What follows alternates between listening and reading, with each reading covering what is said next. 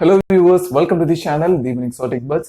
இன்னைக்கு நம்ம birds binocularல பார்க்க போற ஒரு bird என்ன அப்படி பாத்தீங்கன்னா small type parrot. அது என்ன bird அப்படின்றத பார்க்கிறதுக்கு முன்னாடி இந்த சேனலுக்கு நீங்க புதுசா இருந்தீங்க அப்படின்னா கீழே நம்ம சேனலுக்கு சப்ஸ்கிரைப் பண்ணுங்க, கூடவே அந்த பெல் பட்டனையும் பிரஸ் பண்ணுங்க.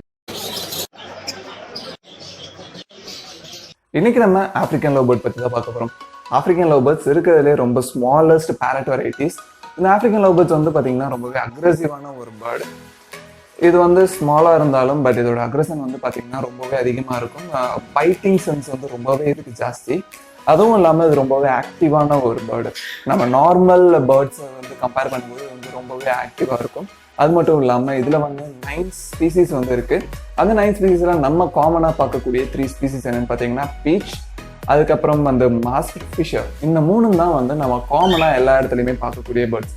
இது மட்டும் இல்லாம மீதி 6 ஸ்பீசிஸ் இருக்கு. அது வந்து என்ன பாத்தீங்கன்னா பிளாக் ஷீக், ரெட் ஃபேஸ், நியாசிஸ், அபிசினியன், பிளாக் காலர். இந்த 6 தான் ரொம்பவே வந்து நம்ம அன்காமன். நம்ம நிறைய இந்த மாதிரியான பேர்ட்ஸ் எல்லாமே வந்து பார்த்துருக்க மாட்டோம். இதுல வந்து ஜெண்டர் ஐடென்டிஃபிகேஷன் வந்து பாத்தீங்கன்னா ரொம்பவே சிம்பிளான ஒரு இது அப்படின்னு பாத்தீங்கன்னா நீங்க மடகாஸ்கர் லவ் பேர்டை மட்டும் தான் எடுக்க முடியும். ஏன்னா மடகாஸ்கர் லவ் பேர்டுக்கு மேலுக்கு கிரே ஹெட்டும் ஃபீமேலுக்கு கிரீன் ஹெட்டும் இருக்கும். இதை வச்சு நீங்க வந்து ஈஸியா ஃபைன் பண்ணிடலாம். அதே மாதிரி நீங்க வந்து விஷுவல்ல வந்து மேல் ஃபீமேல் கண்டுபிடிக்கணும் அப்படின்னா நீங்க அடல்ட்ல நல்லாவே கண்டுபிடிக்கலாம். ஏன்னா எப்பயுமே ஃபீமேல் வந்து மேலை விட பெருசாவே இருக்கும், மேல் வந்து எப்பயுமே சிறுசாக தான் இருக்கும். அதே மாதிரி ஃபீமேல் மேலை விட அக்ரஷன்லையும் ரொம்பவே ஜாஸ்தியா இருக்கும். இது வந்து நீங்க சைல்டுக்கு பெட்டா சஜஸ்ட் பண்ணுவீங்களா அப்படின்னு கேட்டா கண்டிப்பா நான் வந்து சில்ட்ரன்ஸுக்கு வந்து இதை வந்து நான் பெட்டா சஜஸ்ட் பண்ணவே மாட்டேன். ஏன்னா அது வந்து பைட்டிங் சென்ஸ் ரொம்பவே ஜாஸ்தின்றதுனால. அதுவும் இல்லாமல் இது ரொம்ப ஆக்டிவ். அதுவும் இல்லாமல் இது வந்து நம்ம கேரிங் வந்து கொஞ்சம் நிறையவே எடுத்துக்கணும். அதனால வந்து இதை வந்து சில்ட்ரன்ஸுக்கு வந்து நான் சஜஸ்ட் பண்ணவே மாட்டேன். ஸோ அடுத்தது வந்து பார்த்தீங்க அப்படின்னா இதுக்கான கேஜ் சைஸ். இதுக்கான கேஜ் சைஸ் அப்படின்னு எடுத்துட்டீங்க அப்படின்னா இதுக்கு வந்து 20x20x32 இந்த சைஸில் வந்து நீங்கள் எடுத்துக்கலாம். எல்லாமே வந்து இன்ச்சஸில் தான். ஸோ லென்த் வந்து 20 inches அண்ட் பிரெத் வந்து 20 inches அண்ட் ஹைட் வந்து 32 inches.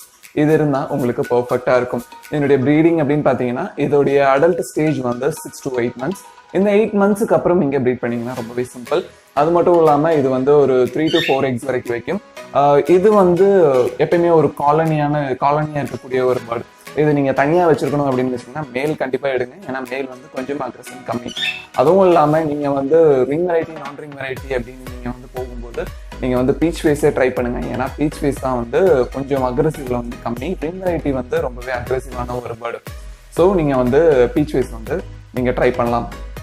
ஓகே வியூவர்ஸ், இதுக்கு அடுத்தது வந்து பார்த்தீங்க அப்படின்னா இதோடைய ஃபுட் அப்படின்னு பார்த்துட்டோம்னா இது வந்து ரொம்ப சாப்பிடாது.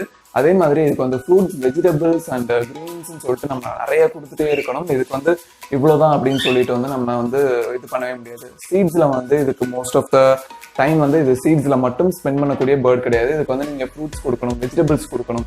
அது மட்டும் இல்லாமல் பார்த்தீங்கன்னா இதுக்கு வந்து கால்சியம் வந்து நீங்கள் கண்டிப்பாக கொடுத்தே ஆகணும். இல்லைன்னா இதோடைய பீக் வந்து ரொம்பவே பெருசாக வளர்ந்துக்கிட்டே இருக்கும்.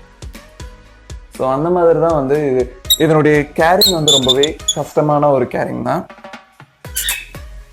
இது வந்து சொசைட்டியாக இருக்கும்போது, ஒரு சோஷியலாக இருக்கும்போது ஒரு குரூப் ஆஃப் பேர்ட்ஸில் வந்து ஆல்ஃபா மேல் வந்து கண்டிப்பாக இருக்கும். அந்த ஆல்ஃபா மேல் இருக்கும்போது இன்னொரு நியூவாக ஒரு பேர்ட் வருது அப்படின்னா கண்டிப்பாக வந்து ரெண்டுக்கும் வந்து சண்டை வரும், ஃபைட் வரும். அதில் வந்து சில டைம் வந்து டெத் கூட ஆகிறதுக்கான சான்சஸ் வந்து இருக்கு.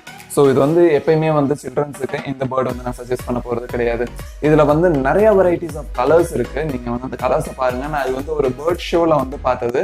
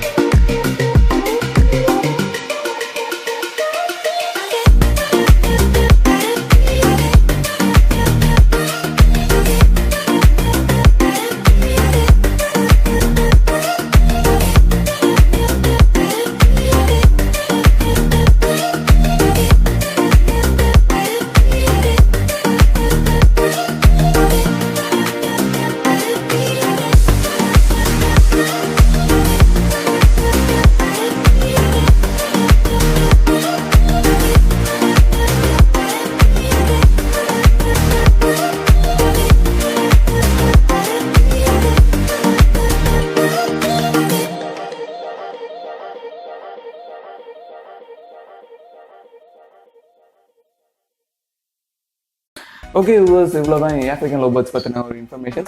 இந்த வீடியோ கண்டிப்பாக உங்களுக்கு பிடிச்சிருக்கும்னு நினைக்கிறேன். பிடிச்சிருந்தா லைக் பண்ணுங்க, பிடிக்காட்டி டிஸ்லைக் பண்ணுங்க. இன்னும் வேற என்ன இன்ஃபர்மேஷன்ஸ் வேணும் அப்படின்றதையும் கீழே கமெண்ட் பண்ணுங்க. கண்டிப்பாக நான் உங்களுக்கு அதை பண்ணுறேன். அது மட்டும் இல்லாமல் வேற என்ன பேர்ட்ஸ் பற்றி நான் இந்த வீடியோஸ் எல்லாம் பண்ணணும் அப்படின்றதையும் நீங்கள் சொல்லுங்க. ஓகே வியூவர்ஸ், அடுத்த பேர்ட்ஸ் பைனாக்குலர் வீடியோ நான் உங்களை சந்திக்கிறேன். பை.